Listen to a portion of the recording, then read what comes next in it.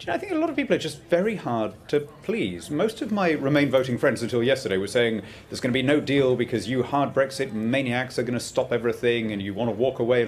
And then, without missing a beat, they've switched to, oh, appalling, pathetic, look at this climb down, look at how much money. You know, this is an honouring of some commitments into which we've entered, undertaken in a spirit of amity and generosity because we want the EU to succeed. We want to have wealthy customers next door, we want our friends and allies to do well.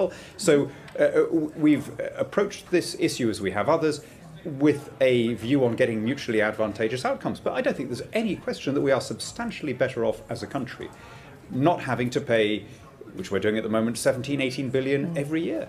But there will be those who will argue, why should we pay any money to a body that's going to be one of our main trade competitors for a deal which some say won't be as good as the current trade deal that we have? Well, I mean, if there's no deal, then we don't pay the money, and it goes to an international court to sort out, and the sum, I suspect, will be a lot lower. This is in the context of wanting a good and mutually advantageous deal, which is in our interest as well as in that of our EU allies.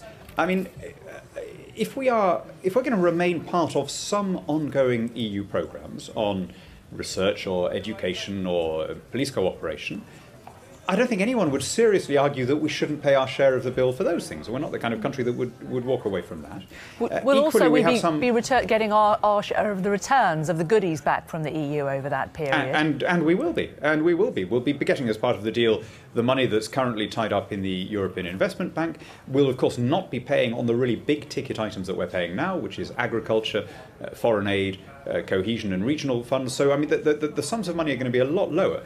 But, you know, if we end up in a way that most neighbouring countries do, the Swiss or the Icelanders or whatever, you know, paying to be part of some ongoing project where they are in everybody's interests, I mean, where they've taken a hard-headed view that it's worth doing, and the Swiss are a very hard-headed people, if we want to do something similar, I don't think anyone's going to object to that.